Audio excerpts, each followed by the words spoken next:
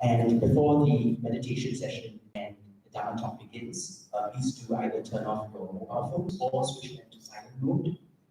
Also, we have a QR code. This means like school, right? Which please do scan the QR code if you can. For those who have registered, you can also register with things like this. And there will be a Q&A session after the Dharma talk. So later, please do raise your hands if you would like to ask questions, and I'll just coming along, or our staff will be coming along to pass the microphone over to you. So if you have any questions whatsoever along the way, please feel free to note it down, and yes, at the end during the Q&A, we'll do our best to address it as well. So later, when Ajahn arrives, I'll be asking everyone to later to stand and then face Ajahn as he comes forward, give respects. And if you're comfortable, please feel free to also perform prostrations to the Buddha, the Dharma, the Sangha, from Ajahn as well, because Ajahn is on his way, is arriving in Manila. Oh, in fact, maybe all please rise. And brothers and sisters, please rise and put your palms together to welcome Venerable Ajahn. And after Venerable Ajahn makes prostrations to the Buddha, you may also make prostrations if you would like to do so.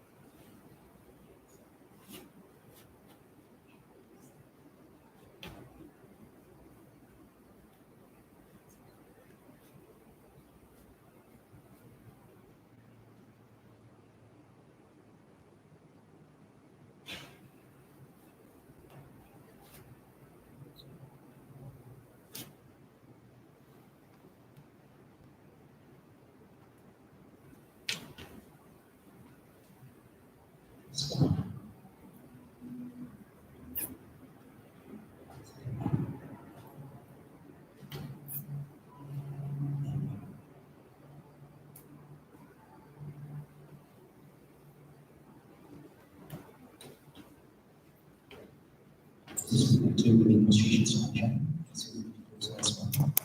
Let's go.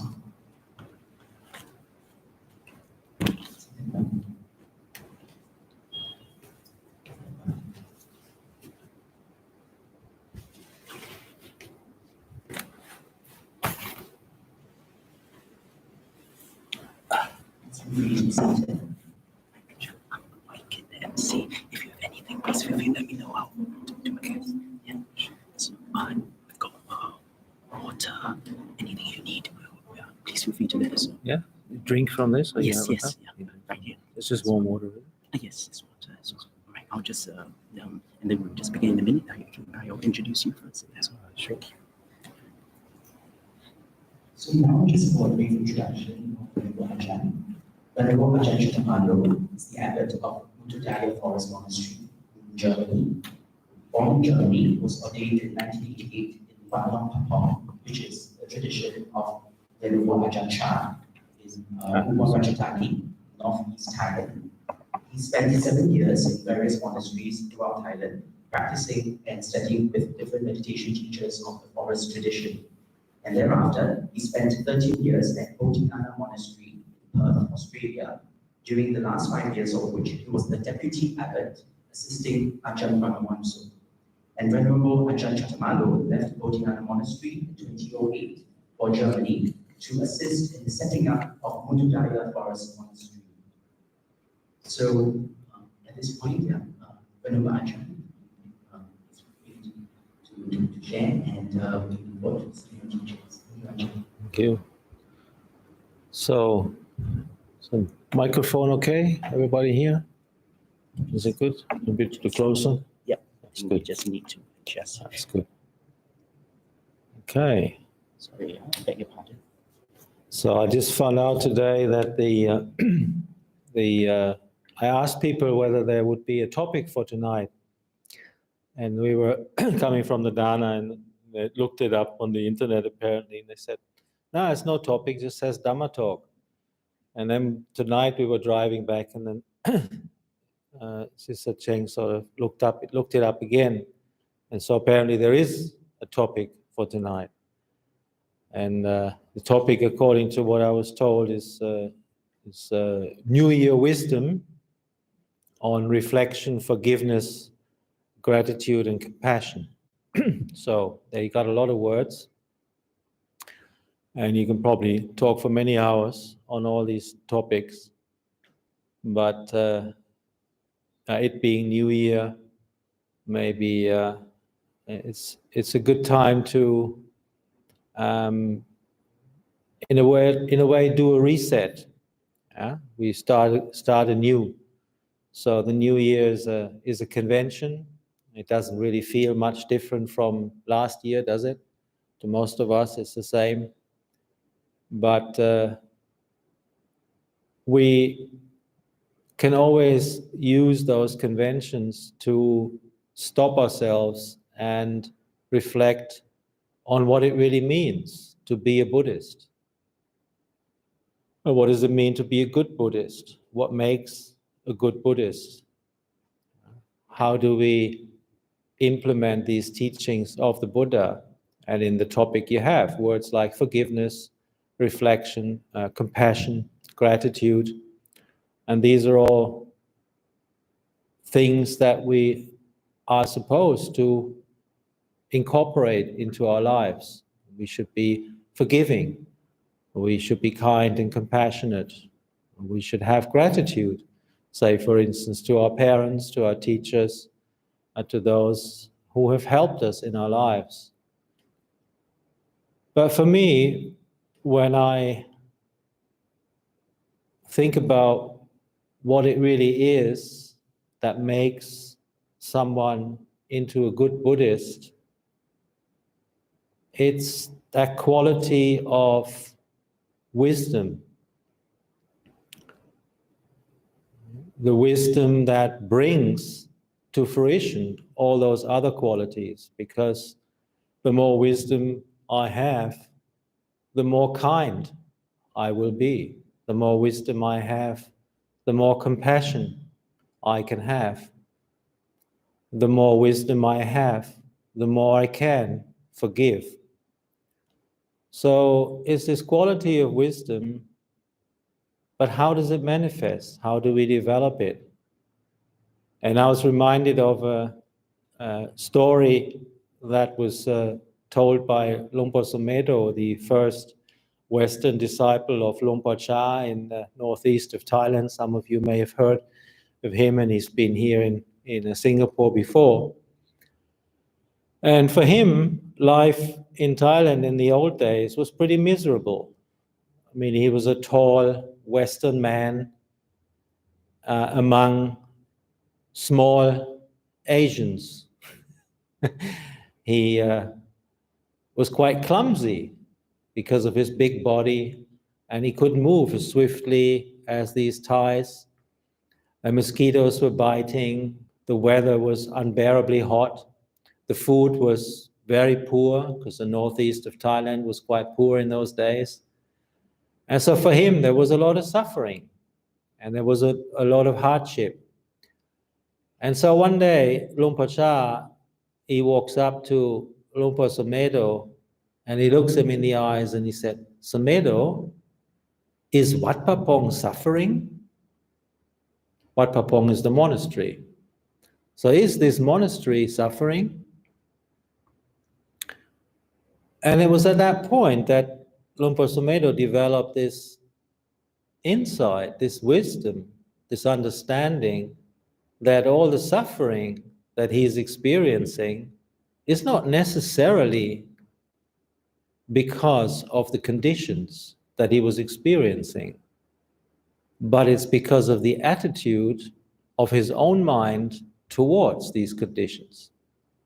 So what he realized at that point, the wisdom that came to him, was the fact that no matter what the conditions are around us, no matter what the people around us do, no matter what the situation is, it is my attitude towards that situation that actually creates my suffering or my happiness.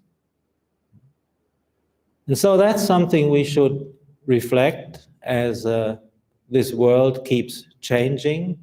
As I've been saying to people, everybody noticed a shift in our societies.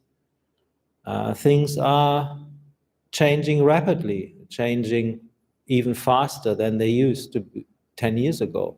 Yeah? So with all these changes, and some of these changes are not particularly conducive to our happiness. A lot of things change that we don't like. But can we change those things? Can we do anything about it? Can we change the people around us? Can we change our government? Can we change our country? Much of what we experience in life, we have no influence over. We have no means to change it. And yet, the suffering that we experience is in that very desire to change things and make them different from what they are. We want to change the world according to the way we want it to be. We want to change people into the people we want them to be. We want to change situations, manipulate, control, so that things are the way that we like it. But most of the time, we can't do that. And so, what wisdom really is this realization that we have a choice. We can either suffer with this desire and aversion of ours, the desire to want things, and the aversion that turns away from the things that we don't want. Or we can look at the world and accept it for what it is, and then look for the happiness inside our own mind. It's that in between where the attitude towards life lies. It's in between that experience. It's between our assumed self that experiences the world and this assumed world out there. But what it really is the coming together of the mind with its senses and the world in terms of the objects of our senses. So we experience the world through sights and sounds and smells and tastes and touches, but we also experience the world through our mind, through thinking, remembering, planning, fantasizing. So that's our world. So if I look around in this room, I see, 15, 20, 30 people maybe? You all live in your own world. Every single one of you right now is experiencing a different world. We're not living in the same world. Why? Because there is no external world. There is only our experience. And it's our individual experience that we can actually do something about. We can't change the world. When I was a teenager, I wanted to become an artist. I wanted to change the world through art. That was my aspiration. Until I realized, no. And it was quite a profound moment when I came to Thailand and I walked on arms round for the first time. And a friend of mine had visited. And he was my best friend at the time, and he came to see me in Thailand, and I took him on arms round. So we were on the way to the village, and I was telling my teacher at the time that my friend, he's not ready to be a monk, he wants to be an artist, and he wants to change the world through his art. And my teacher, he touched his robe, and he said, if you really want to change the world, this is the art. And I love that because it really made me realize the importance in being able to set an example by living a good life yourself, and thereby hopefully inspiring other people to also live up to a higher standard. Because our mind, in a way, it's like water. It always sinks to the lowest point. If we don't make effort, our mind will always sink to its lowest point. It's easy to do evil. It's easy to follow your desires. It's easy to follow your aversions.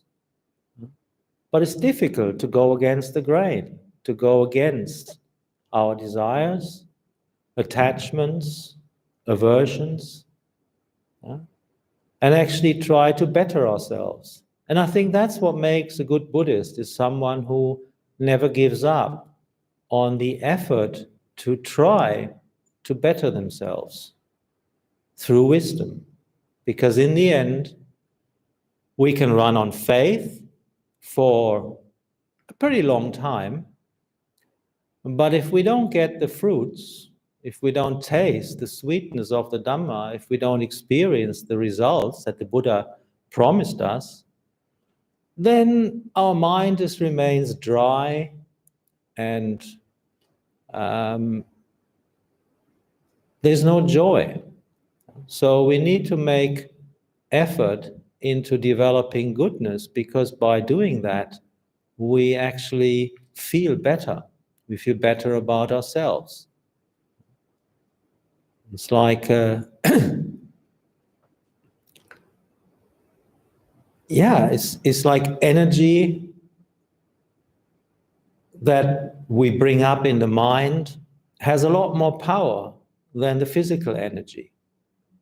If our mind is developed well, and it has developed wholesome qualities, then that mental energy is quite capable of surmounting all the misery that we find in the world, because we don't allow ourselves to be swept along, or let alone swept away by that suffering of the world.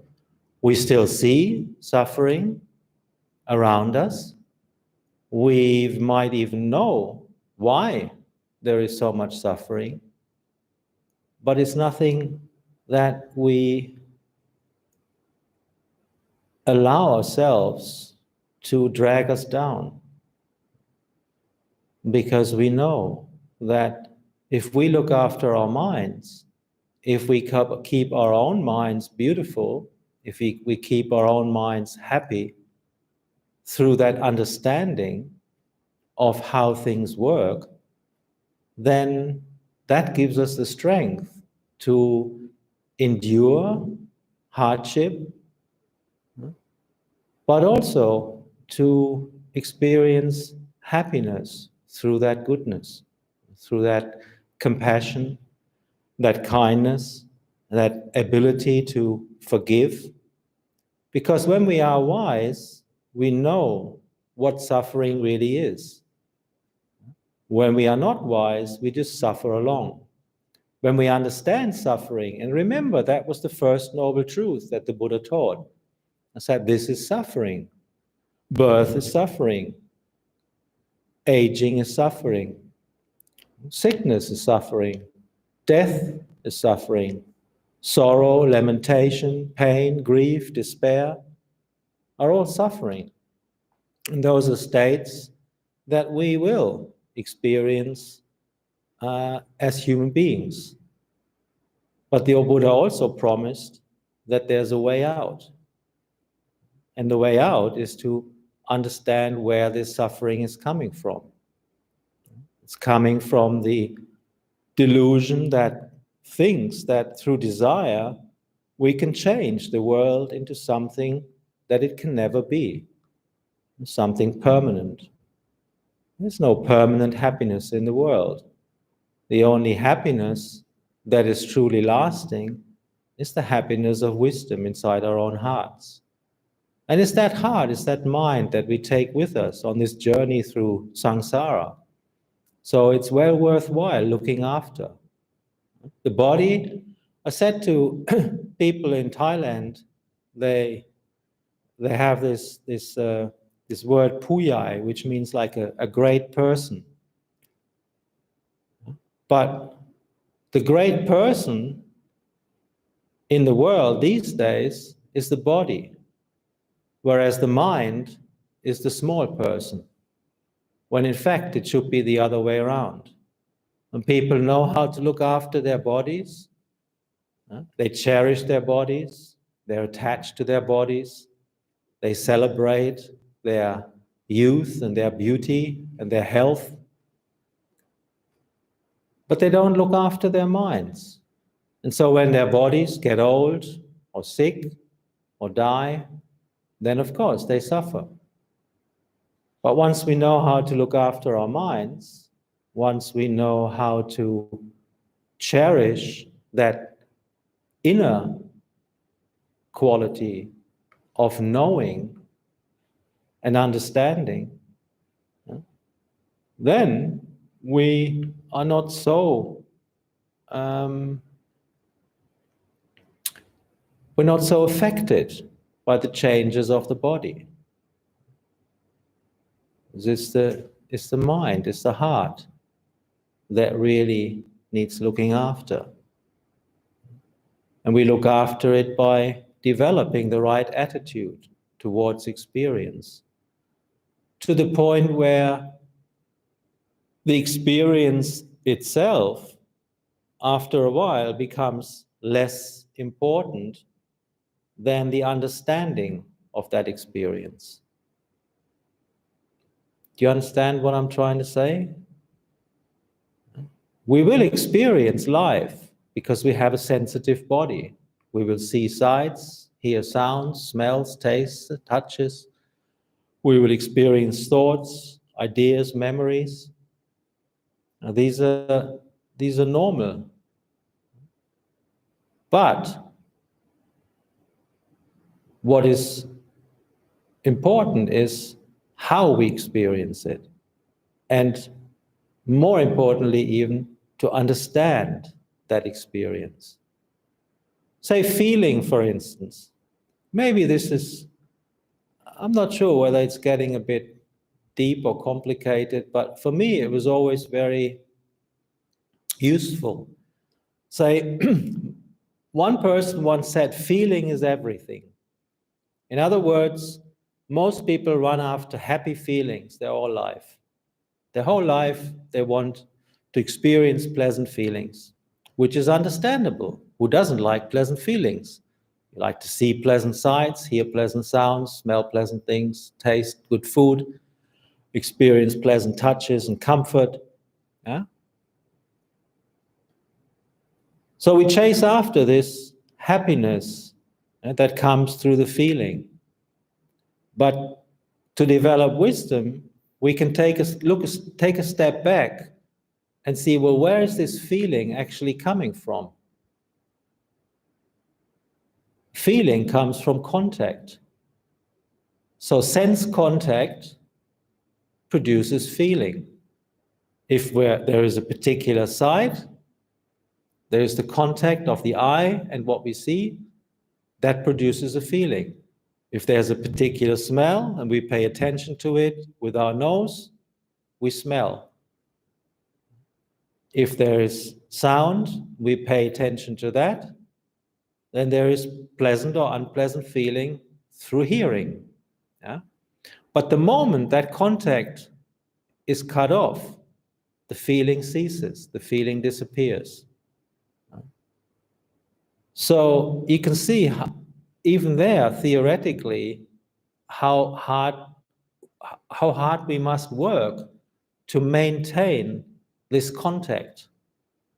So we're not even running after the feeling. After a while, we also need to produce the contact that creates the feeling. And so we see that our experience is conditioned. It's dependent on so many factors, so many things that we have no control over.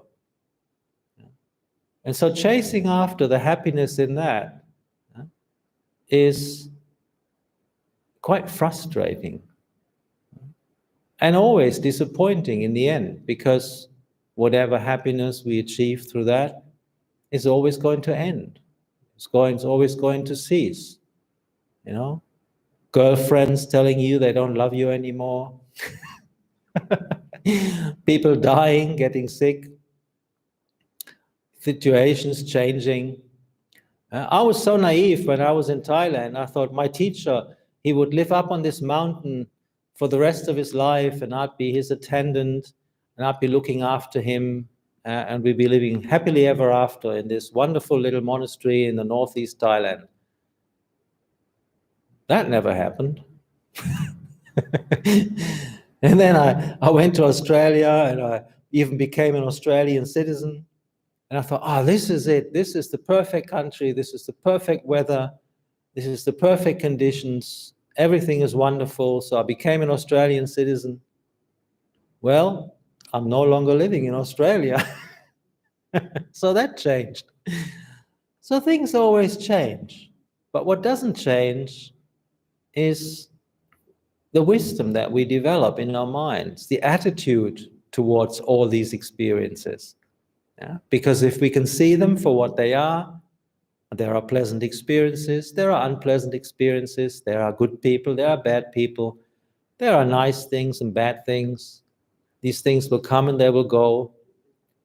But our happiness really depends on the way we look at all that. If we can just use experience as a means to develop wisdom and understanding, then with that wisdom and understanding, we can actually be a refuge to other people. Because if we are less and less affected by the circumstances that present ourselves, then we are less involved. And if we're less involved, we are more impartial. And if we're more impartial, then we can give advice from that position of impartiality. The more you are involved in a situation, the more you are concerned, the more you are tied up with it, then the less impartial you can be. You always take things personally. Everything is so personal.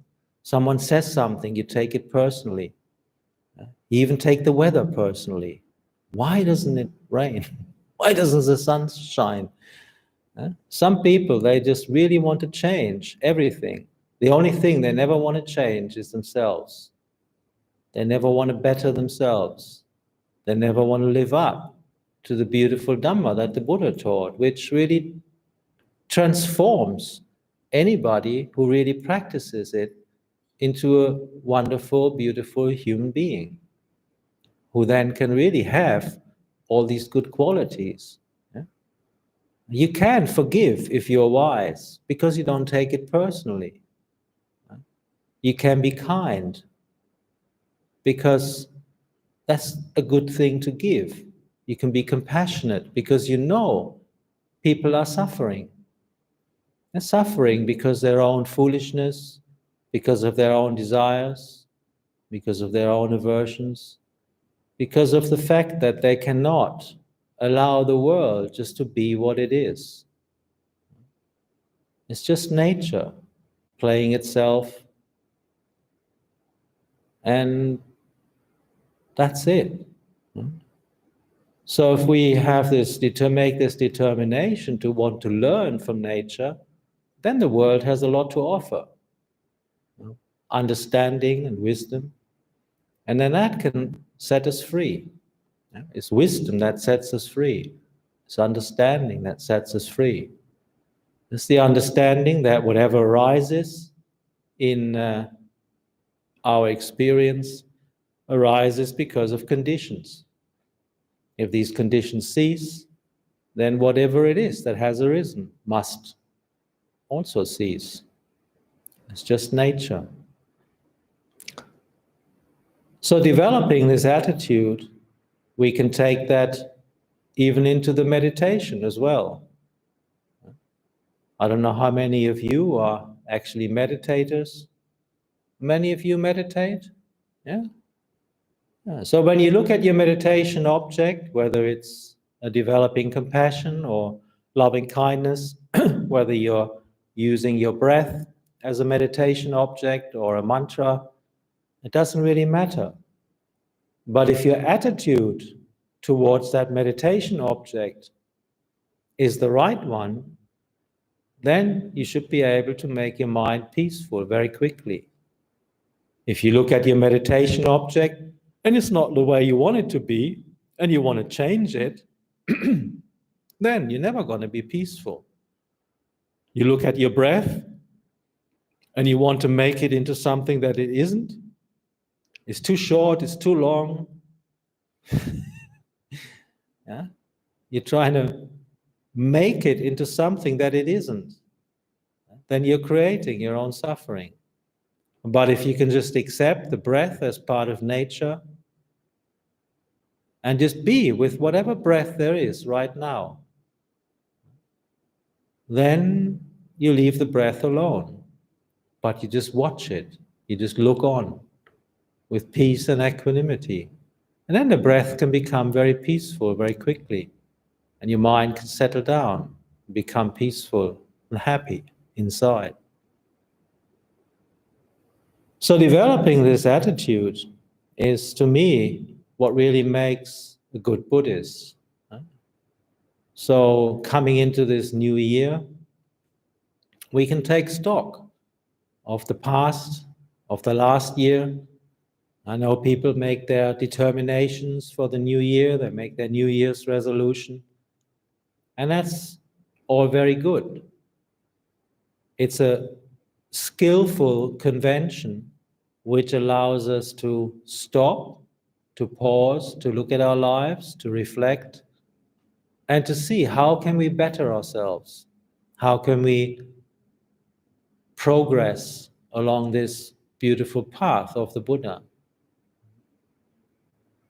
And one way to do that is to always question your attitude towards life, to see what it is that really creates happiness and suffering. It's not the outside world, it's not the people, it's we ourselves who create our own suffering through desire and aversion, and of course, through the delusion of I am. This is mine, this is me, this is myself. Because as unenlightened people, we take this personal. We see it as my body, my feelings, my perceptions, my thoughts, my consciousness. We don't see it as nature. We see it as mine. And by definition, if there is anything that is mine, then I need to be able to control it. And so we get frustrated when we find that we can't control it. We can't control our body. We can't tell our body to not get old. I'm going to be 60 this year. That's terrible. That's a terrible thought. It's terrible. I can't control my feelings because they depend on contact. If a contact to be experienced as pleasant arises, then it's going to be a pleasant feeling. If a contact that is to be felt as unpleasant arises, then it's going to be an unpleasant feeling. It's just nature. I can't control my perceptions. Perceptions are like habits. And they're a very important aspect of our experience, because perception really is completely arbitrary. Like I said, we're all experiencing a different world right now. Yeah?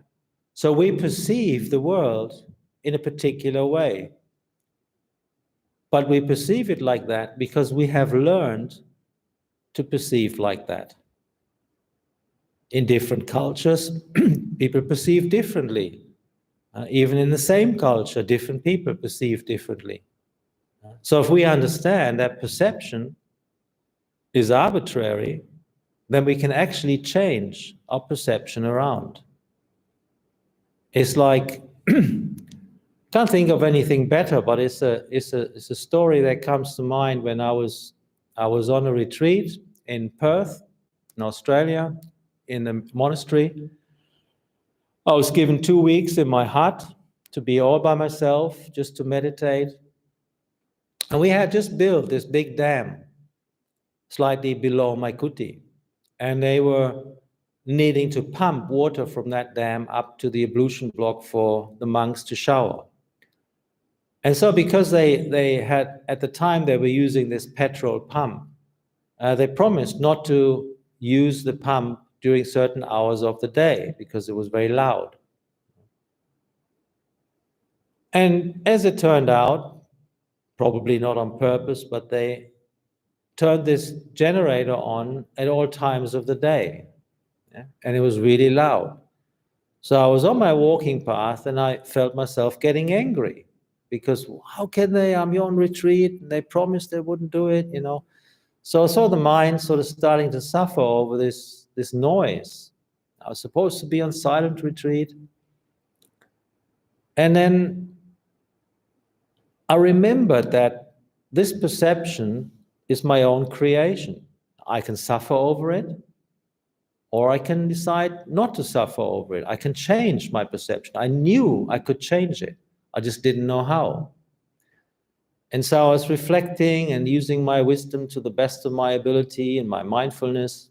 And eventually I came up with this memory when I was a child. My dad, he was a scuba diving teacher.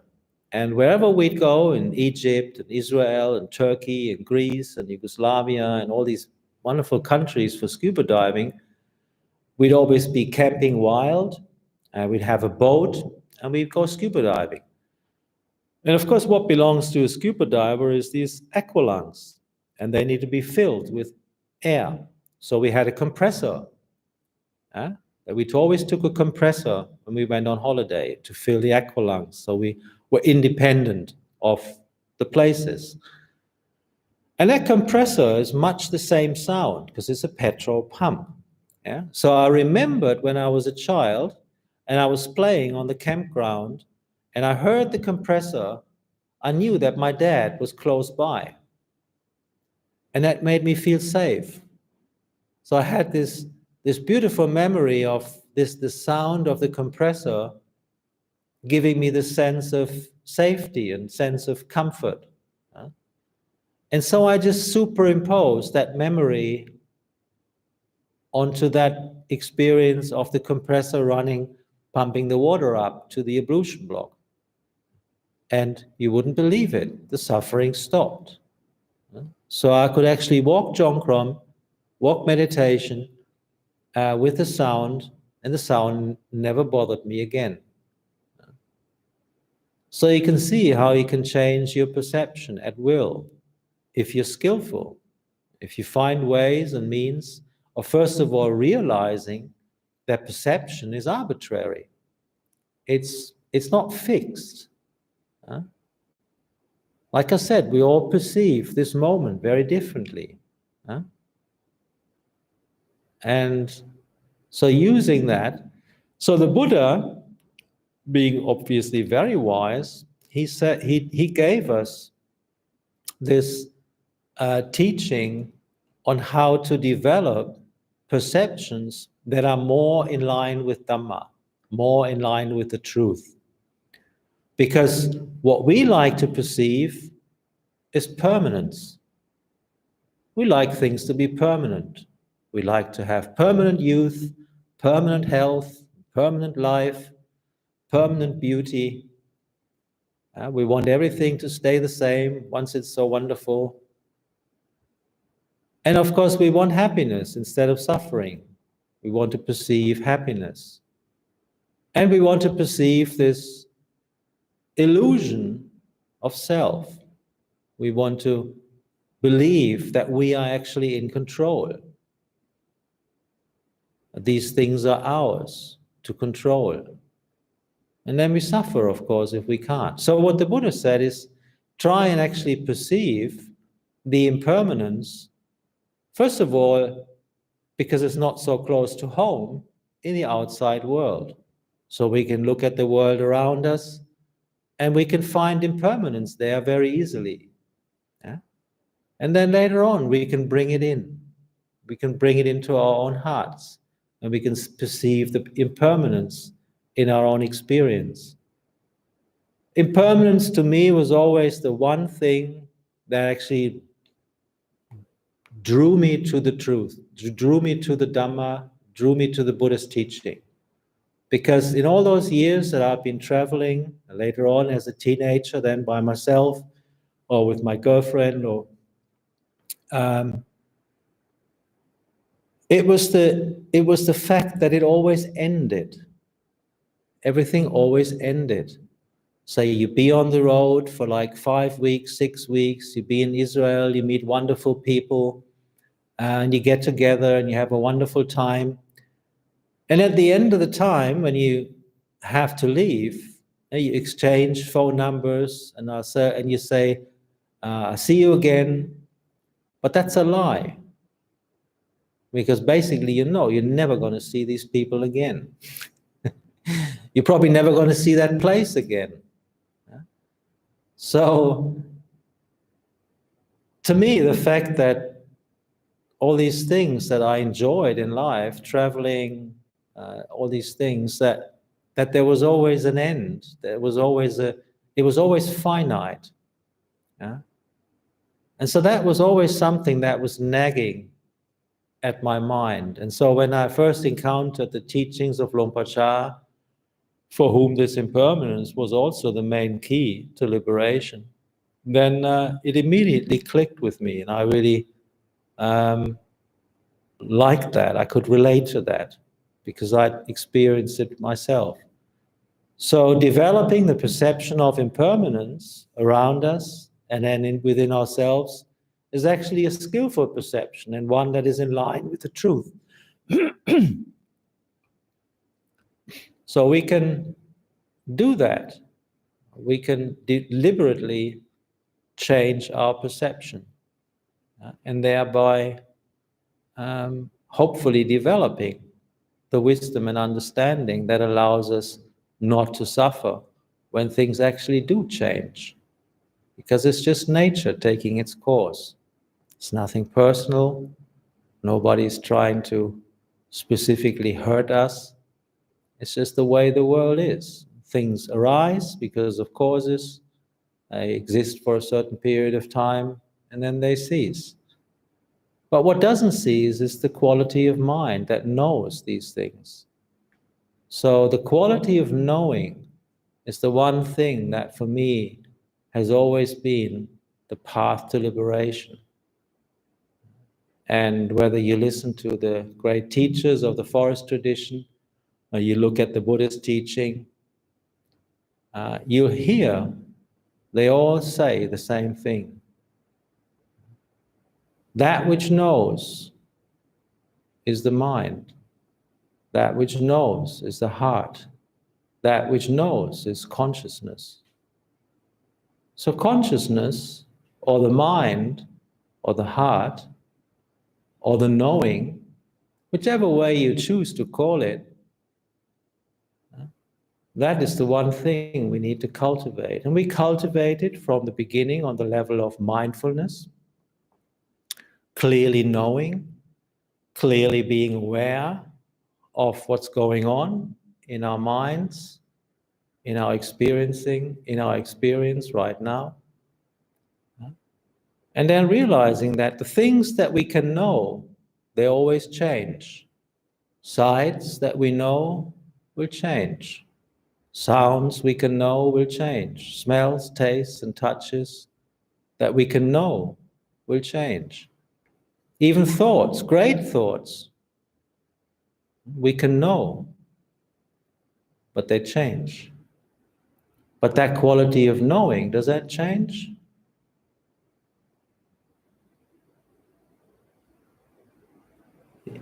If you're happy, you know that you're happy, right?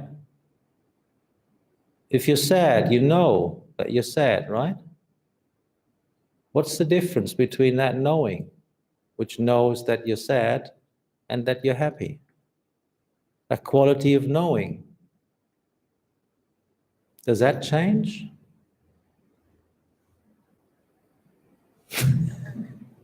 It's a tricky one. It's a difficult one to get your head around. Yeah? But it's like when you know a thought, you know that you're thinking a thought. And then that thought ends, right? And then there's silence. But you still know. It's not that you don't become unconscious in between thoughts. There's still knowing. Yeah? So paying attention to that silent, present moment awareness, that silent knowing in the moment, that awareness, that consciousness, that mind, that heart, whichever you want to call it, that quality of knowing, that's your doorway to peace. Because that doesn't change. And that goes with you through this life, and it goes with you into the next life. So it's the objects of consciousness, the objects of the mind, the contents of the heart, the things that we can know, they all change. And therefore, it of course says in the suttas that consciousness is impermanent. Of course it's impermanent. It's impermanent in the sense that now it's sight consciousness, now it's sound consciousness, now that sound disappears, now that sight disappears.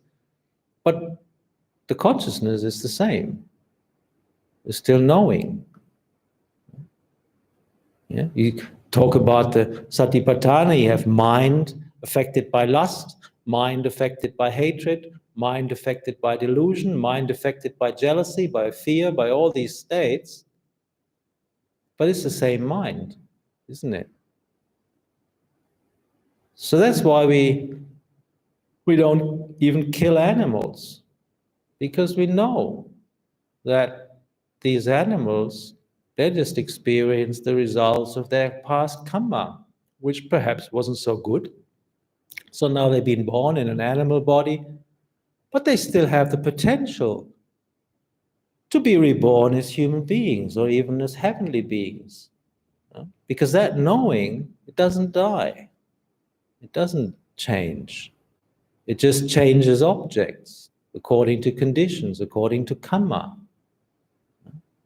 But if there's anything worth liberating, then it's the liberation of the heart, it's the liberation of the mind.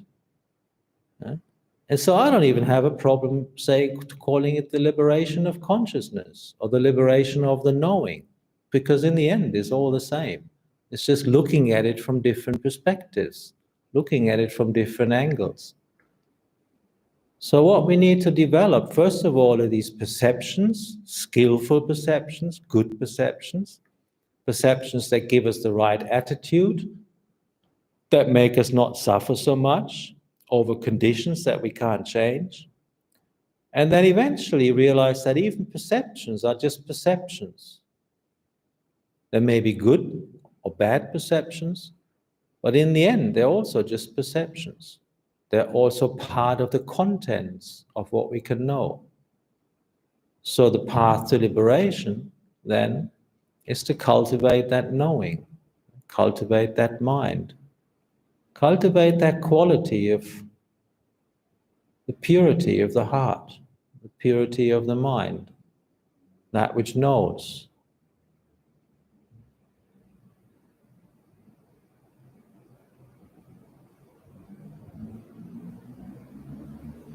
So, hopefully that was something helpful. Don't have a clock here. I don't know if we Is that about the amount of time you allot for? Well, how long was that? 9:30 to 9:30. So it's 8:16 now. Just tell me how long I've been talking. 45 minutes. 45 minutes. Okay. So, do you want to have another bit of a discussion? Do you want to ask some questions? Is that a good idea? Spend a bit more time on that. So you got enough food for thought for now? All right, good. So anybody would like to ask some questions?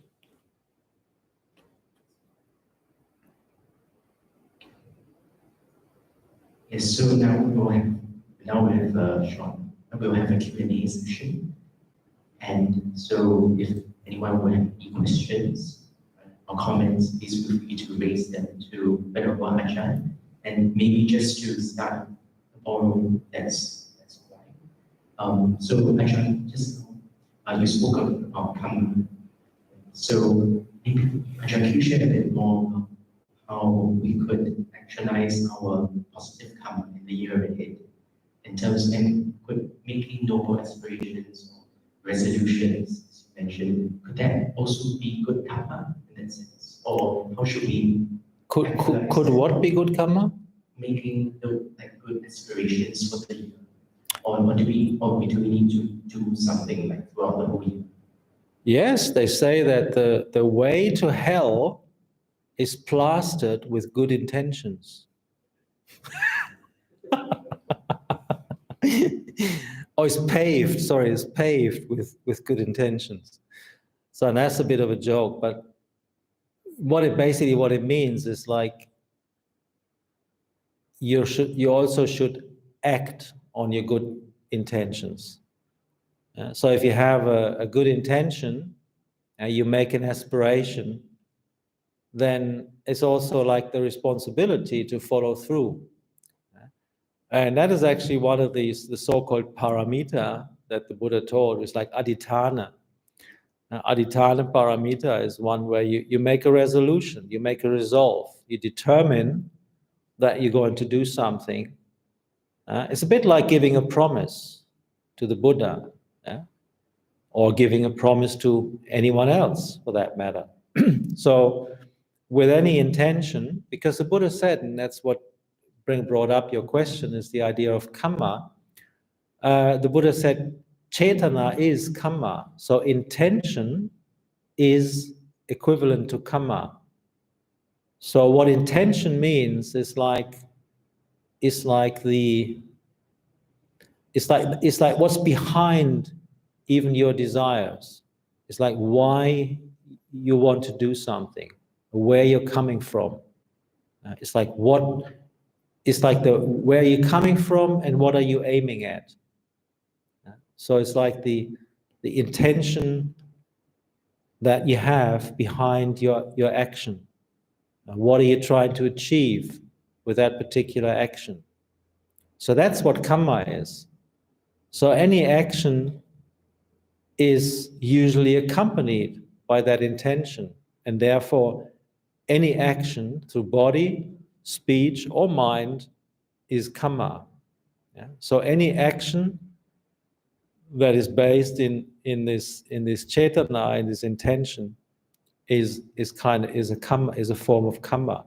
Kamma, the word karma or kamma, it's good to know what it actually means. Kammati, the infinitive, just means doing, to do. So kamma is doing, so it's action. All a kamma really means is action, is doing. And it's action through body, speech, and mind, because these are the three doors of kamma.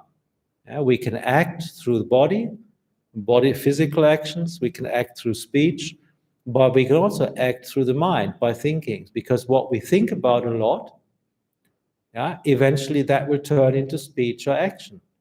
So what we contemplate a lot, reflect on a lot, think about a lot, then that eventually leaks out through our mouths or through our actions.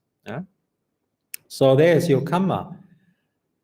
And then making a resolve based on one of those intentions is something that is, like I said, is a convention, but it's also something that can be used skillfully. So making a wholesome, having a wholesome aspiration, making a resolution before a wholesome state of mind, that is actually how we cultivate sila, how we cultivate our virtue. Because our virtue, if you remember, consists for the lay Buddhist out of not killing, not stealing, not committing adultery, not lying, not taking alcohol and intoxicants.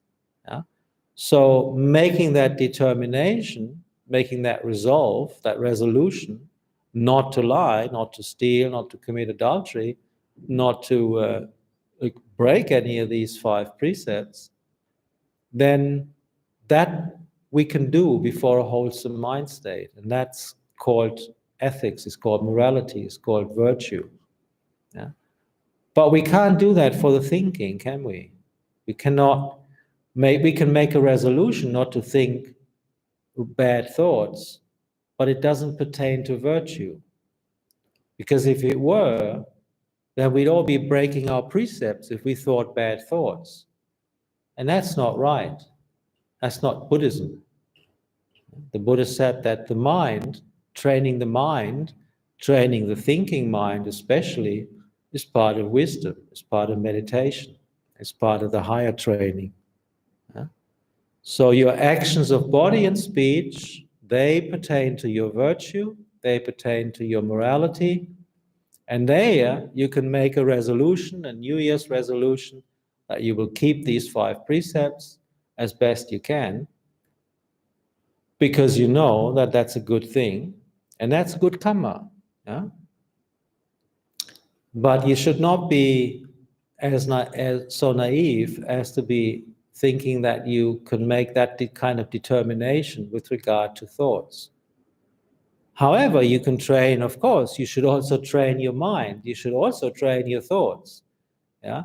But don't feel guilty or sad or bad about yourself when you find that it is more difficult to change your thinking habits, because they're much, much more deep than even our actions through body and speech. But of course, they need to be trained, which is why the Buddha taught the Eightfold Path and not just a One-Fold Path. He taught ethics, meditation, and wisdom. So sila, samadhi, and panya. Virtue, meditation, and wisdom. So that's the Eightfold Path. So our virtue is what we do with our bodies and our speech. And then our meditation looks after the mind, where we actually listen to the silence between the thoughts. And we try to enjoy that silence. We try to enjoy that quality of knowing without necessarily knowing something specific. We just listen to the silence. We just listen to the peace between the thoughts. And that's actually quite nice. But of course, we also use our meditation object to use as an anchor. I, for one, usually have a meditation object going inside my mind throughout the day, in one form or another. So sometimes it's just metta, loving kindness. It's just the general attitude. Remember, I was talking a lot about attitude in the beginning of the talk. It's just the attitude of loving kindness. I was telling other people the other day, and it's a bit silly, but I have this thing where whenever I see an airplane, or just a condensation strip, or in the forest, sometimes you don't see them, but you can hear them, depending on how high they're flying. And I have this thing, whenever I hear or see an airplane, I just think to myself, happy holidays.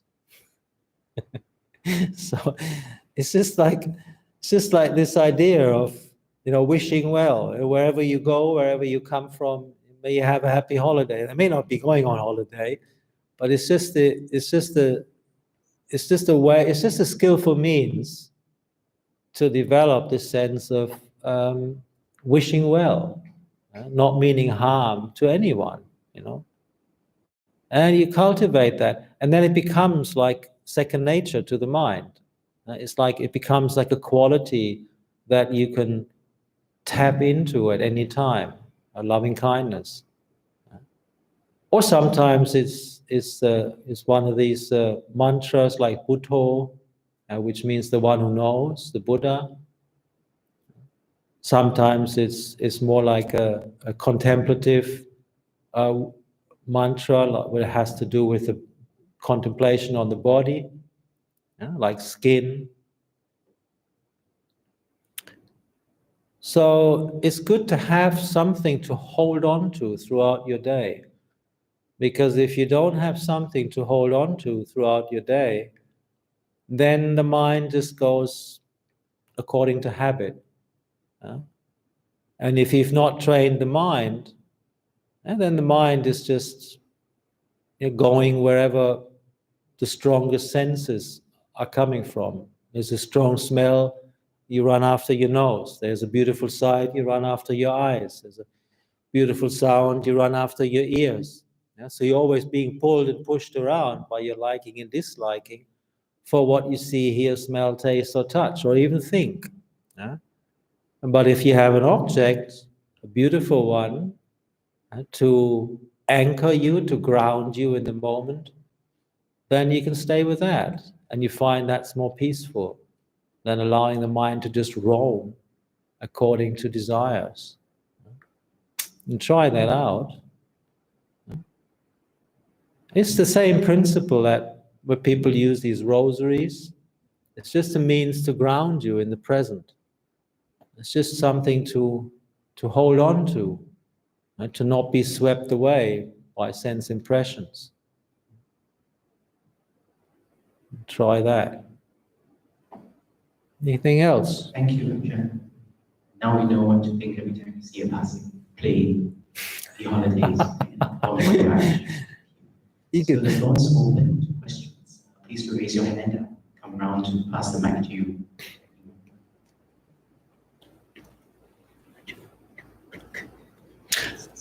How long do you usually go? So if it ends at 9:30, including dedication of merits, if you like.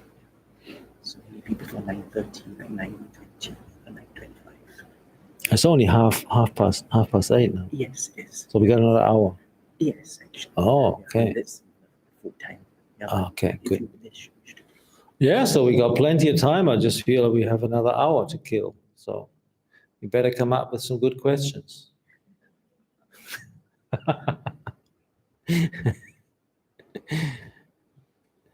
You got to find the right buttons to get me going. Press the right buttons. I can go on for another hour.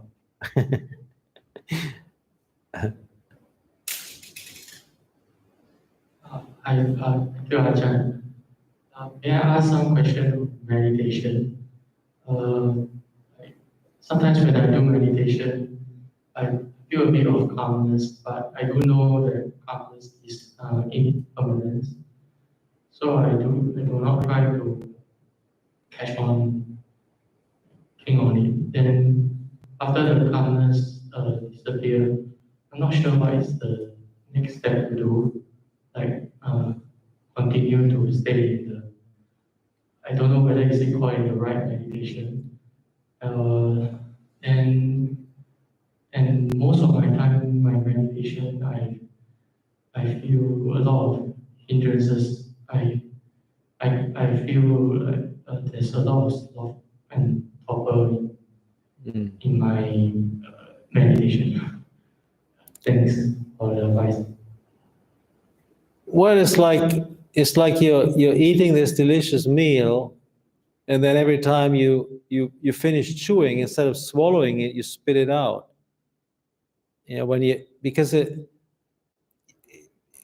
Don't make the mistake that when you experience calm or happiness, to be too eagerly putting the label of impermanence or suffering on that.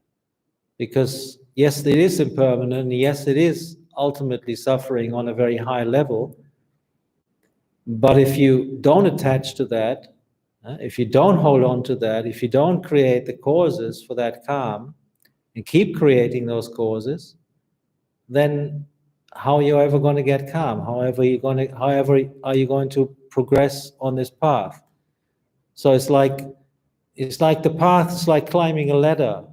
Yeah, it's like you're holding on to the higher rung. Yeah, and only then, when you got the higher rung in your hand, firmly in your grasp, then you let go of the lower one. It's like you try to let go of the top and the bottom rung, you fall on your nose, right? So that's not really how it works. So it's like meditation, as much as the whole path of the Buddha, is a gradual training. So you have to hold on, for instance, to your generosity. You have to hold on to your kindness. You have to hold on to your virtue. Yeah? You have to hold on to your happiness in meditation. And it's only once you experience the higher steps that you can then let go of the lower ones. But it's like, they have this concept of crazy wisdom, where after you become enlightened, all of a sudden you can do whatever you want. But the fact is, an enlightened person, he can never ever again do unwholesome things. It's impossible. But until that stage, we need to hold on to those supporting conditions that will eventually take us there. So in meditation, it's very important that we appreciate and develop a sense of contentment with the peace and calm and the happiness that we feel through this process of meditation, making the mind calm. So you don't throw that out as yet. So when you experience calm, when you experience peace, when you experience happiness, one of the most important things then is to reflect on how you got there. Because the next time, because it's a pleasant feeling, you're bound to crave for that calm, you crave for that happiness, you want it back. But that's, of course, suffering, because by definition, being separated from what you want is dukkha, is suffering. So what you then should really crave is to develop the same proper causes again, which brought about that calm, which brought about that happiness. Because this whole path, at the heart of it, is cause and effect. Cause and effect is at the heart of the Buddha's teachings. Nothing arises without a cause. So when you experience calm, when you experience happiness, there's a reason for that. And so it's that reason that you need to find out. So how did I manage to get here? And then in the future, you try and establish those causes once again that brought about the results. You're not craving the results, because that's just suffering, and it's not going to get there. But at the end of the meditation, it's good to look back at the process, and then see that you can remember how you got there, and then you can develop those causes again in the future. But experiencing the hindrances, that's, everybody does that. Everybody will struggle with those hindrances, whether it's sloth and torpor, restlessness, desire, aversion, doubt. But the thing is, we know these things are conditioned, for one. So when we do experience it, we can see it as that. And it's the same thing, like I said in the beginning of this talk, it's the attitude towards it. So if you're developing aversion towards the hindrances, that's just going to increase them. So you see it with wisdom as that's just what it is, it's nature. But you can try and separate the mind from that. You can try and stay with the knowing of that hindrance and see, without fueling that hindrance anymore, you can see if that hindrance then disappears. Of course, the hindrances are all different, maybe with sloth and torpor. A Buddha says it's like being in prison. And it's sometimes very difficult to break out because you're lulling yourself into this stupor of slothfulness. So I personally very much detested that state in particular, sloth and torpor. So I developed a very strong way of making effort, putting forth energy. So when I was sitting there, I'd know this is my hindrance, now it's coming around, and I'd be sitting there waiting for it. And as soon as the mind just sort of went like, you have this chuk, chuk, you fight. You're just like a boxer in the ring. You fight for your life. So I'm not going to give in. I'm not going to give in. I'm not going to give in. You keep fighting. You keep fighting. Yeah. And eventually you find you break through it. Because the difference between sloth and torpor and the legitimate tiredness is can become quite clear when you fight like that. Because you can break through that sloth and torpor eventually, and the mind becomes really bright. Whereas when it is true exhaustion, through tiredness, and then sometimes it's best just to stop and just rest. But if you know that there's actually no reason to really be sleepy, you had a good night's sleep, you had a cup of coffee, you had a good rest, everything is okay, and you're still falling into this trap of sloth and torpor, then it means you got to fight. Fight against it. And you find if you keep fighting, eventually you break through. And to your surprise, the mind will become incredibly bright through the effort you make to go against the grain. Okay? Thank you, Ajahn. In fact, I'm thinking that every time at 5:30 or 6 a.m. in the morning when I'm waking up, it's also a chance to fight sloth and torpor as well. Yes. Thanks, Ajahn, for that later talk. I just want to follow up to what you just said about fighting. What does that fighting entail? Which I'm quite aware that we shouldn't be working willpower alone. So what is this fighting? Could you elaborate? Oh, it is willpower at that stage. Yeah, it is basically willpower.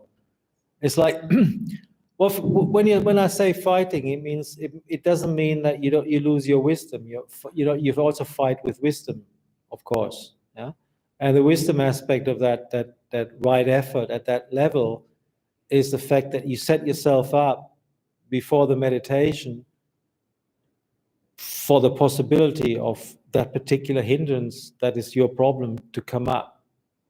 So it's like almost like you're waiting for it. Yeah, you're anticipating it. Yeah, and because you're anticipating it, because you know that it's going to come. Yeah, that when it comes, mindfulness will kick in and let you know there it is. Yeah? And then you have a better chance of going against it. Yeah? So like sometimes we just turn meditation into a habit. Yeah? It just becomes this habitual thing. Yeah, we sit down, we close our eyes, and watch our breath, see what happens. And of course, nothing will happen until you die. Yeah? So it's like you got to make, and there we are back to resolutions, to determinations. You got to make a determination at the beginning of the meditation what you want, what you're going to get from this meditation, what you want to do. So you got to give yourself instructions, and if you do that, then that's part of the fight. Part of the fight is setting you up with wisdom, so that mindfulness has a chance to really kick in, and then use the right effort. Because they're all part of the Eightfold Path. It's like the right view informs you of whether this is right or wrong. Mindfulness only tells you of the contents of your consciousness. It doesn't tell you whether it's right or wrong or good or bad. But the right view, the wisdom, it tells you what to do with it. And then the mindfulness kicks in, the wisdom kicks in, and then the effort needs to come to do something about it. So it's like these things, they as the Buddha said, they turn around each other. Right view, right mindfulness, and right effort. Yeah? They help each other, they support each other.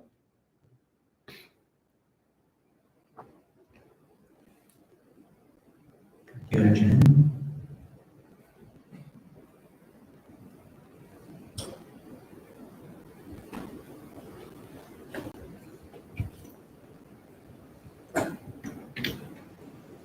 Hello, Ajahn. I have a question. Maybe it may sound a bit funny. Could Ajahn share some stories of stream entry of gay people in modern life? Hello. In modern day that you have encountered? And what were they doing at the point of stream entry?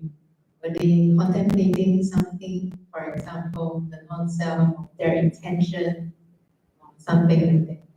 Just for reference. Thank you.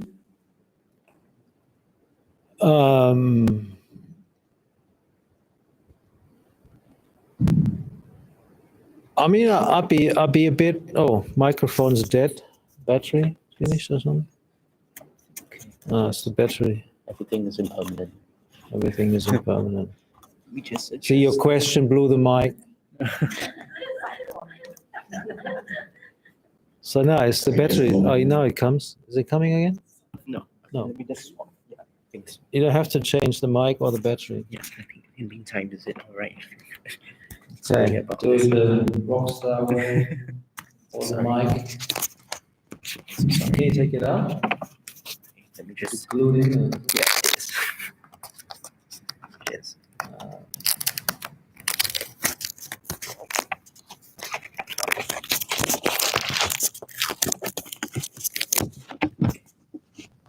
This one is it. Okay, turn it. Is it what? Yeah. Sorry.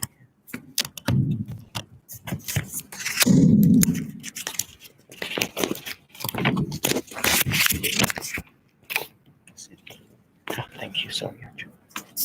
Good enough. Yeah, I think see if it's right. So, okay, so still not working? No, dead. Doesn't want me to answer your question.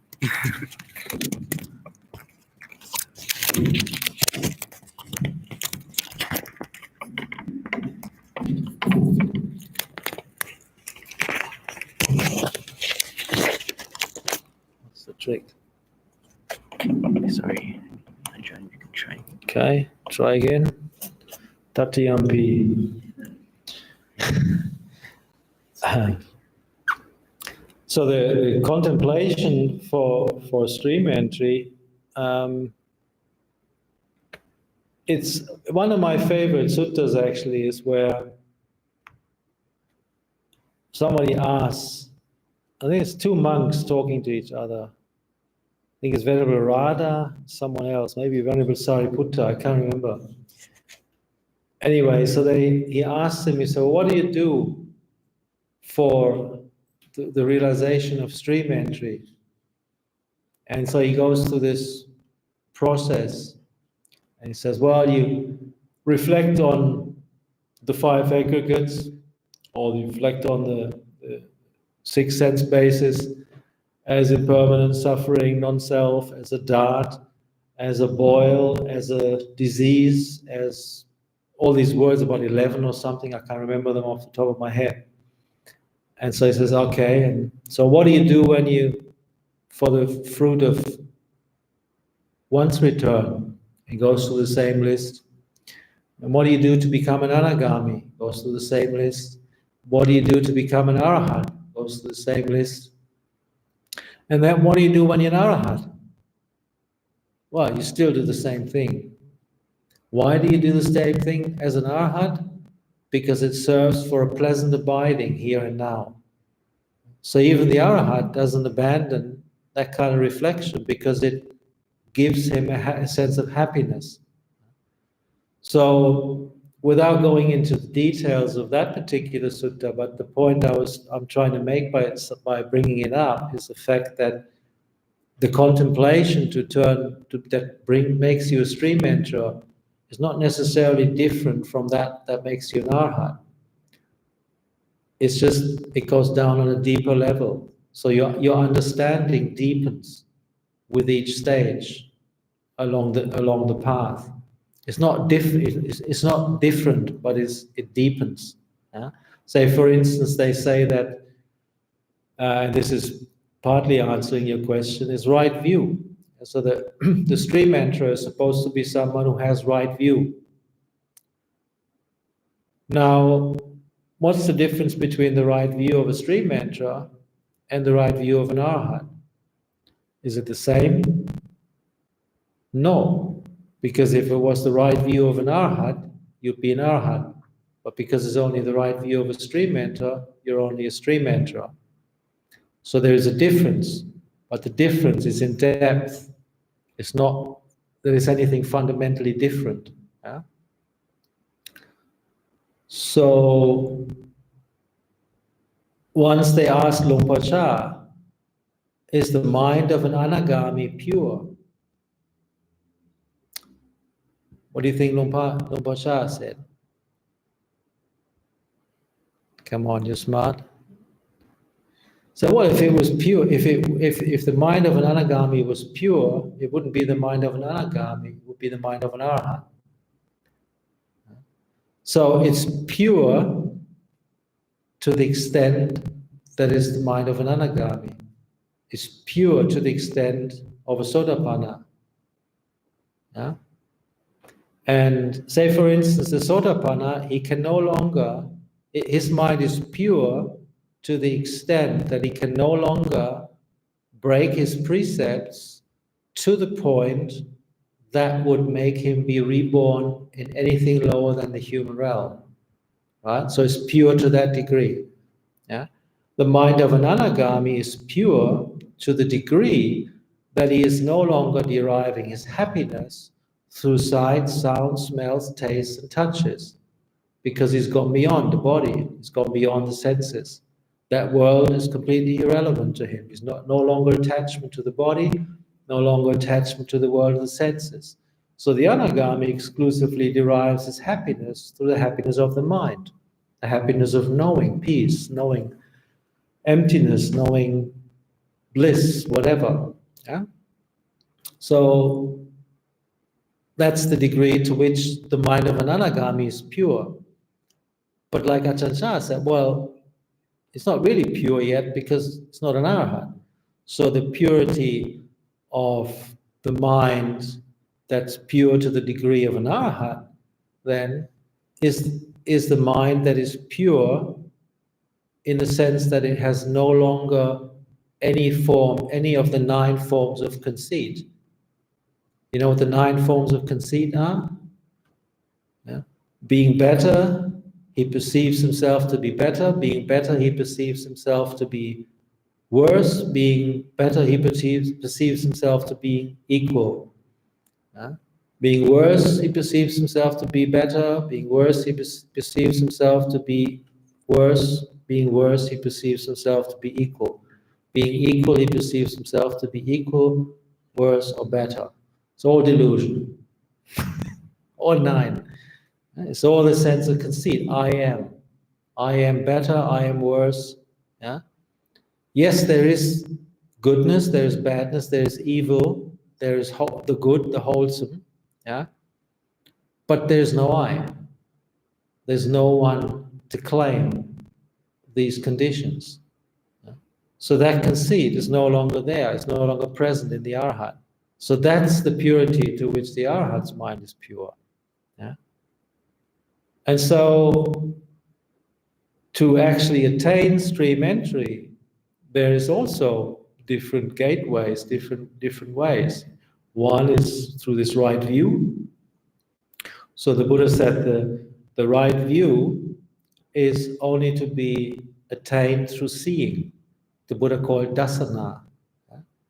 So it's a form of seeing with the mind in meditation. It's like a deep looking into it. It's not something that you can just figure out intellectually. It's like you need to calm your mind, and then through seeing into the truth, you realize right view. Then also you can say, well, the perfection of sila makes you a stream enterer. So if your precepts are absolutely pure, yeah, then that also would make you into a stream enterer, in the sense that you need that degree of purity, of virtue, to not be reborn lower than the human realm. So there's a possibility of going through that way. But there's also all the other ways, yeah, like body contemplation, seeing, for instance, the body as for what it is. You can look at the body in terms of the four elements: earth, air, water, and fire, space, of course. You can look at the body in terms of the 32 parts: hair on the head, hair of the body, nails, teeth, skin, all the way down to snot and pus and blood and urine and excrement and whatever else is in there. So that's another way of contemplating becoming a stream enterer, understanding the body for what it really is. So the mind lets go. There's probably other ways, you know, but it's like it's a way of seeing and understanding our experience in terms of it being formations. Formations being something that is formation, and the word formation and condition is the same. Yeah? It's a condition. Whatever we experience are conditions. Yeah? But the preferred translation of the word sankhara is formations. Because it's formed, it's composed, it's put together. It can never be something that exists and stays in existence. But once the Buddha said, he was asked about sankhara, and he said, why are sankharas called sankharas? And the answer was, they're called forms, sankharas. They're called forms because they form the formed. One of the most terrible translation of sankhara is conditioned phenomena. Some of you who like reading Dhamma books, you may have come across the translation of conditioned phenomena, which is very bad because it implies that it is something fixed. When in fact, the nature of sankhara is that it is both created, but it also creates in return. So it's passive and active. If you have a conditioned phenomena, it sounds like this is it. This is a conditioned phenomena. But you miss the point that this conditioned phenomena in turn is also conditioning further. So seeing that sight, sound, smell, taste, touches, the body, feeling, perceptions, thoughts, consciousness, all that, they're all formations. They're all conditions. They're all created. They're all born. Yeah? And therefore, they're going to be impermanent. So that is the realization. Remember that Dhammacakkappavattana Sutta at the end, there's the realization of Anya Kondanya, Kondanyo being the disciple of the Buddha. Anya means understanding or insight. And it's this famous phrase, Yang Kinchi Samudaya Dhammang Sapantang Nirodha Dhammanti. It's like, whatever is of origin nature, that is also of cessation nature. I prefer a literal translation because samudaya and nirodha refer to the first and the second half of the Four Noble Truths. Yeah? It doesn't mean that you realize that everything is impermanent. I mean, my mother knows that. Yeah? So it's not like everything that arises passes away. That's not the realization of Kondanyo. It's like whatever is of the nature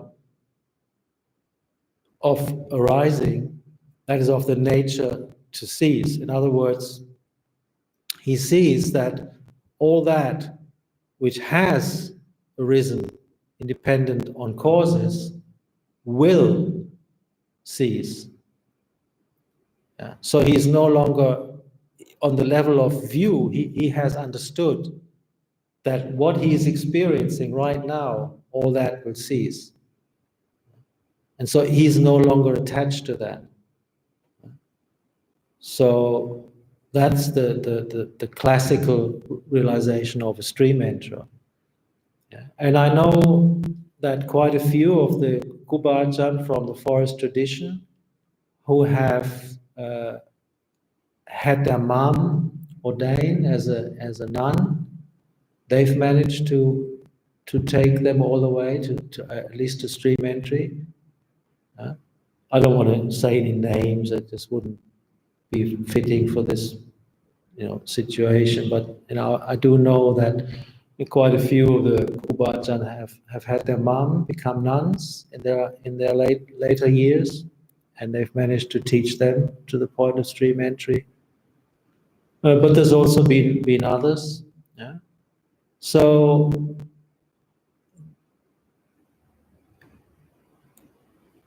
traditionally, there's also the faith factor being one that might take you to that level. So that based on faith, you gain that realization. I was always impressed with the sutta where traditionally the Venerable Sariputta became an arahant. It's a cave in Rajgir, and the Buddha was giving a teaching, and Sariputta was standing behind him fanning the Buddha because it was hot. And the Buddha gave his teaching, and then during that teaching that the Buddha gave to this layperson, if I remember correctly, Sariputta became an arahant.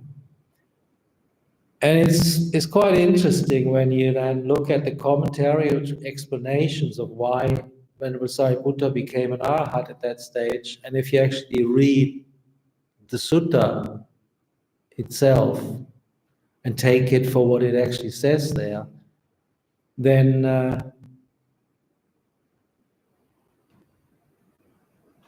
the point at which the Venerable Sariputta became an arahant is at the point that he realized that the Buddha knows what he's talking about.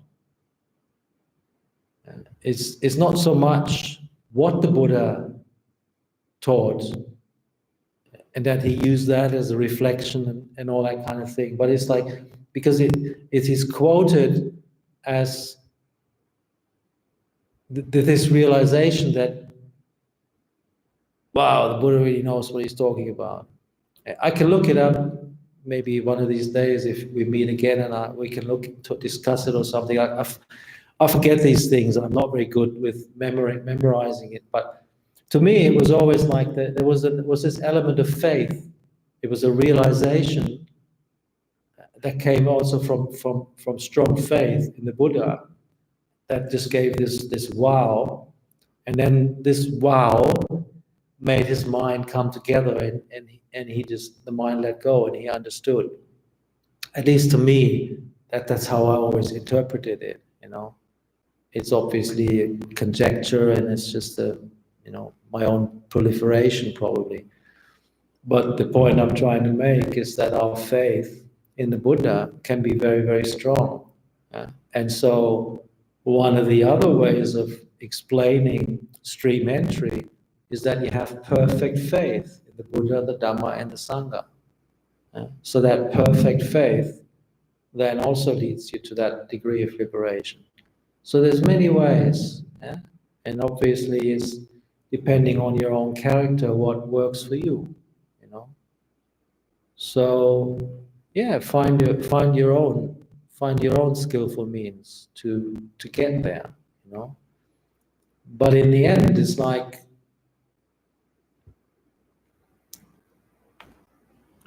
you got to see life for what it is, and it's difficult because if we don't have anything better we will always cling to the things that we have. So we need to develop something that is I always call it like the food for the journey. And for me, it's always been the piti, the joy, the happiness in meditation. It's the kind of the glue that holds the mind still. And you don't want to go anywhere. You don't want to think about anything. You just want the mind to shut up. You don't want to think about the past. It's already dead. You don't want to think about the future. You may never experience it. You might die tonight. Yeah. And all this thinking is at best a bad description of reality, because thinking is never the truth. It's just a convention. Yeah. So however much, whatever you think, there's this one Dhamma line, you can learn it by heart, and then remind yourself from time to time again. What is it? Yena yena himanyanti tato tang anyata, or something like that. It's like whatever you think, from that, the truth will be different. Whatever you think it is, in reality, it'll always be different. So your thoughts can never reach the truth. They can try to describe the truth in retrospect, but you can never think yourself to the truth, because the truth, so let's say the thinking mind is always only the accumulated knowledge that you have, but you can't think something that you haven't known yet. It's like I don't know, Ajahn is building a chedi out of granite. So it's going to be a granite chedi. It's like a chetia out of granite. So if you have granite blocks, you can make a chedi out of granite, but you can't make it out of glass or crystal or gold, because you only have granite. So if you haven't got the knowledge yet, you can't think about it. That's why thought is always just, it can only be a skillful means to reflect. Yeah, but that's why the Buddha said you arrive at the right view through dasana, through seeing. It's a seeing which does not imply thought. It doesn't need thought. It's a direct knowledge. It's a direct knowing, direct seeing. It's not confirming something that you already know. That's very important to remember. Seeing the Dhamma is not confirming something that you know. It's something completely new. So if you think you know what impermanence is, you don't. If you think you know what suffering is, you don't. If you think you know what non-self is, you don't. If you knew it, you'd be a stream enterer. So that's how new insight is. That's how new seeing things the way they are is. Yatha bhuta jnana dasana. So there's always something new. So don't kid yourself into thinking that you know anything. It's always safer to assume that you're stupid and that you can still learn something than to, delude yourself into think that you know something, because then you just stop practicing. You think, oh yeah, I know already. You don't. So when you're suffering, you can always ask yourself, why? It's always because you want something or you don't want something. That's the only two reasons you suffer. The cause of suffering is craving. So look, develop the knowing. That's my advice. Start on the level of sati, mindfulness, and develop mindfulness throughout the day by having some anchor to hold on to. Some mantra that you enjoy, like it could be a funny word, something that you enjoy, just the word that you repeat in your mind. There's one thing that somebody once asked, he said, well, if I repeat Bhutto, Bhutto, Bhutto, Bhutto, Bhutto all day long, when I'm driving a car, am I not going to just crash the car into a tree? And of course the answer is no, you don't. Because you can drive a car, and talk to your children on the back of this back seat. eat a sandwich, listen to the radio, and at the same time talk to the guy sitting next to you, and you probably still won't get into an accident. I'm not advising it, so this is my disclaimer. Yeah? But what I'm saying is, the mind is so smart, it siphons off just enough energy for you to do the job at hand, and the rest will go playing. You understand what I'm trying to say? If you need to sweep the grounds, or you need to wipe this hall, you need 10% of your brain for that, or your mind, or your heart, or your knowing, or your whatever. And the rest, you can think about tonight, tomorrow, yesterday, you can fantasize about this, that, and the other. Yeah? So you don't need 100% of your mind to do every job you do. Yeah? So what Bhutto does is it brings in the 80% that goes playing while you're driving a car. And you can actually find you drive a car better when you recite a mantra. Because you're not thinking about a million other things.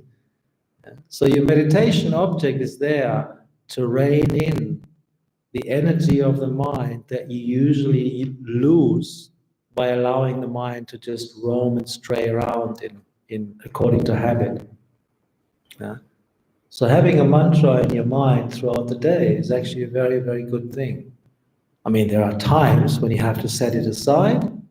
Say when I'm talking to you or giving an answer to your question, I'm obviously not reciting Bhutto. Yeah? Otherwise I couldn't be talking. Yeah? So you find if you are giving yourself 100% to the job at hand, you don't need your meditation work. But if you find that even 10% is slipping away, thinking about something else, then you better bring your Bhutto, or your meditation work back in. See what I mean? Yeah.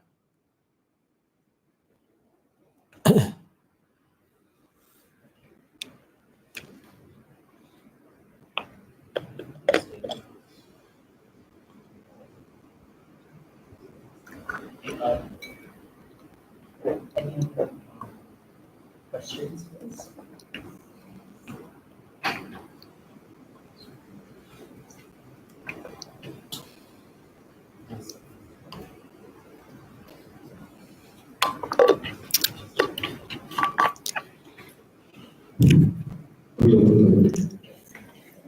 Now we know what to chant when we're driving as well.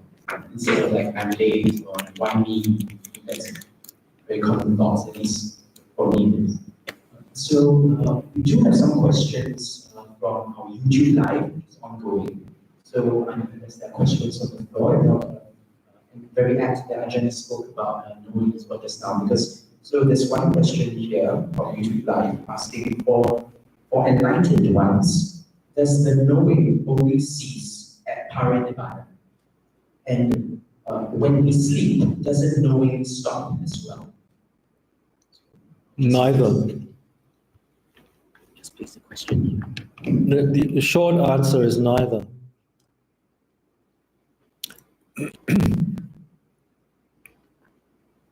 So, first of all, the word parinibbana needs to be clarified. There's no difference technically between parinibbana and nibbana.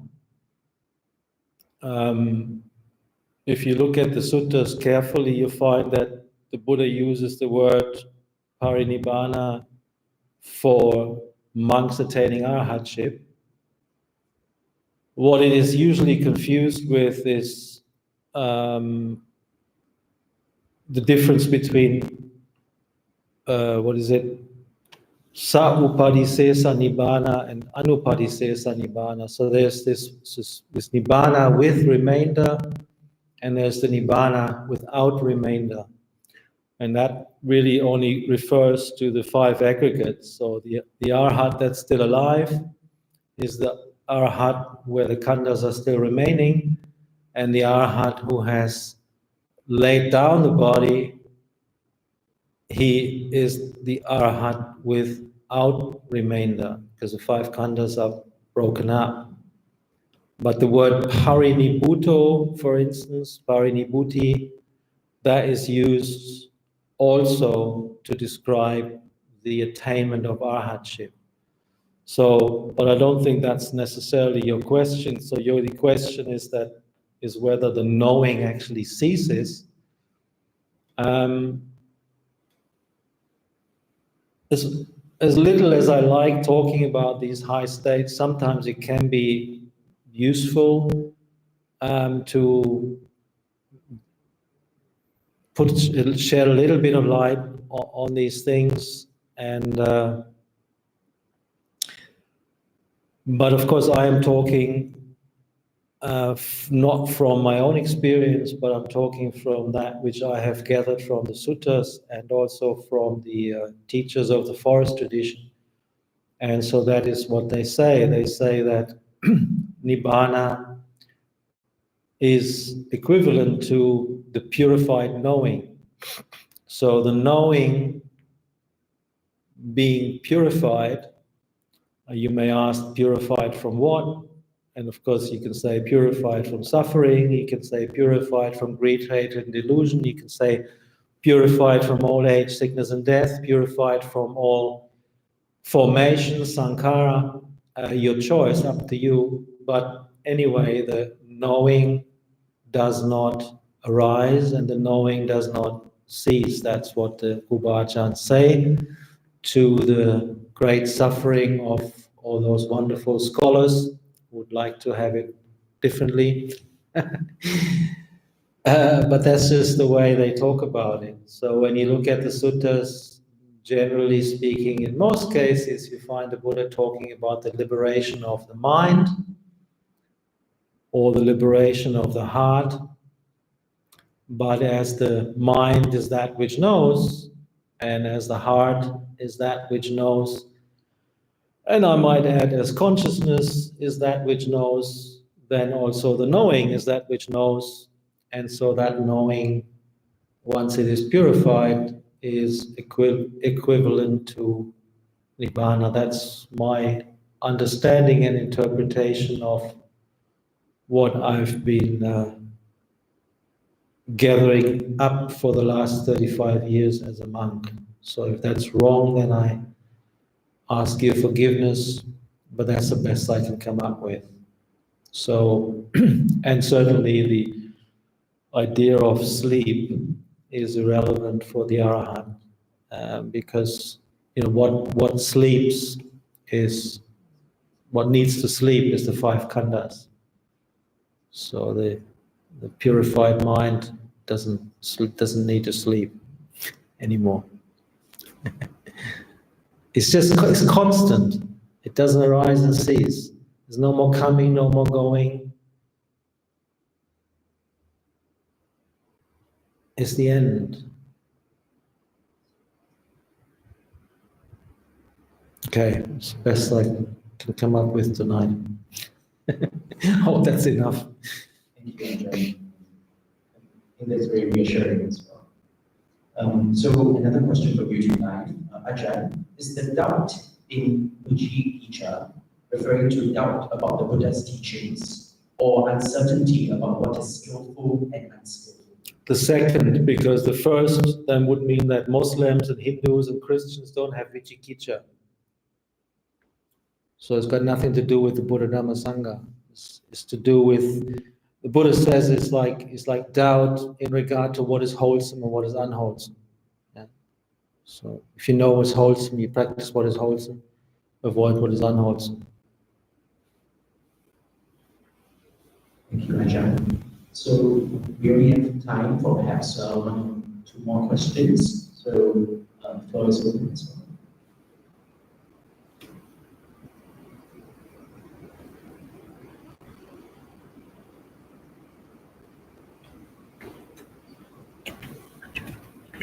It could lead us in meditation and then dedication of merits, if that would be all right. Yes, that would be wonderful. I was afraid to ask because I wasn't sure, but it seems there are more meditators here than anticipated. So I was just asked to end with a little bit of silence, peace, meditation, maybe 10 minutes, and then we can do the dedication. Do you do the chant, the imina, or what do you do? Do you have a chant for that? The dedication of merits, how do you do it? If you could lead us with any dedication of merits, if that's okay. We can try and put something. Do you have something that you regularly we do? don't have. So dedication of merits. We don't have a set one. Depends on the teacher. Yeah, so it can be.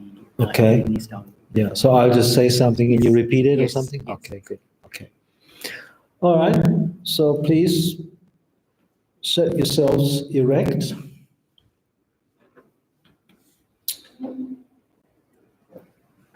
Preferably also not leaning against the chair, if you can. And straighten out your spine from the bottom. Loosen your shoulders. Tilt your head slightly. And just feel yourself being pulled up by the top of your head like a marionette, like a puppet. And you feel how your spine is straightening out. And once your body is all the way erect, then from that you breathe out peace. And you breathe in peace. You fill your body with oxygen. You fill your body with the air element. And you allow the air element to transport not only the oxygen, but also the peace and goodness you can breathe in throughout your body. Breathing in goodness, breathing out goodness. Breathing in, you wish yourself to be well. Breathing out, you wish all beings to be well. May I be well. May all beings be well. Using the breath as your vehicle to breathe in the goodness and breathe out the goodness.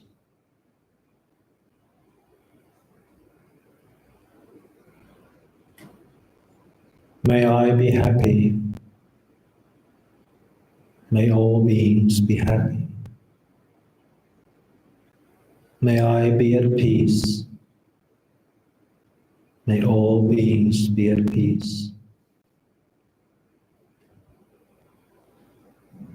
May I be in harmony with myself. May all beings be in harmony with themselves.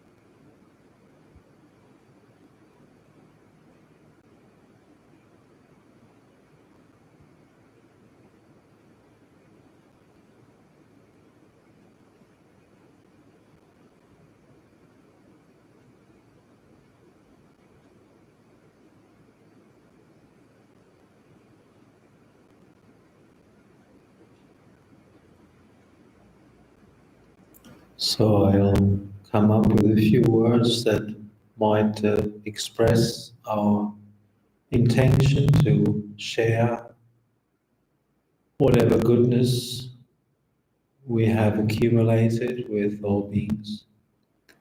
So you can repeat after me. Through the goodness that arises from my practice, may my spiritual teachers and guides of great virtue, my mother, my father, and my relatives, all virtuous leaders of the world, may the highest gods and evil forces, celestial beings, guardian spirits of the earth, and the Lord of death, may those who are friendly, indifferent, or hostile, may all beings receive the blessings of my life. And may they soon attain the threefold bliss and realize Nibbana.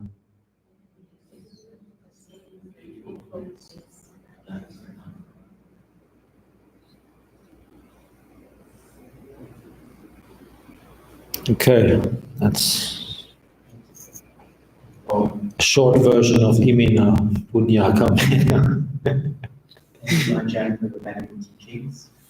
For those of us who would like to pay respects to Ajahn together and for the Buddha Dhamma Sangha, Maybe I just lead you in the quick paying respects to the Buddha Dhamma Sangha. We do it together.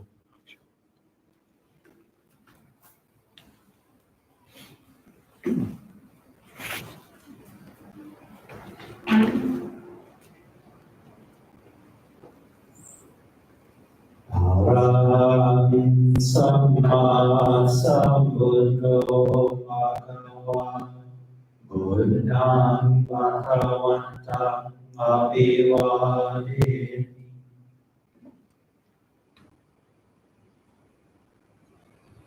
Suwakado Bhagavata Dhammo Dhammam Namasami.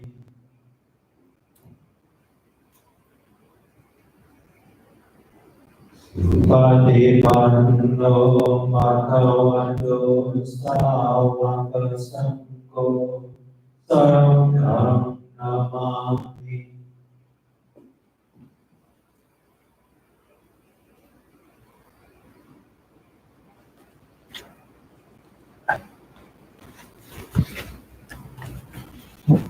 thank you, Ajahn. Thank you, Ajahn, for your valuable teachings. And for everyone else, please feel free to be seated. So, everyone, brothers and sisters of the Dhamma, right? Thank you for attending this Dhamma talk by Venerable Ajahn Cattamalo. We have a QR code.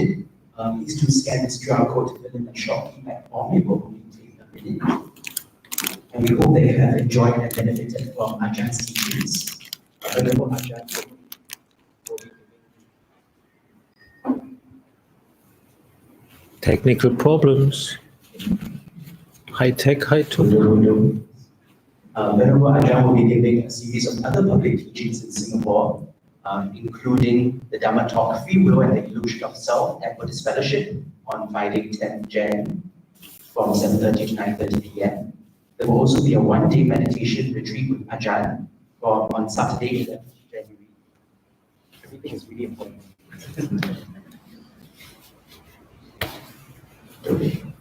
And that would be on 11th January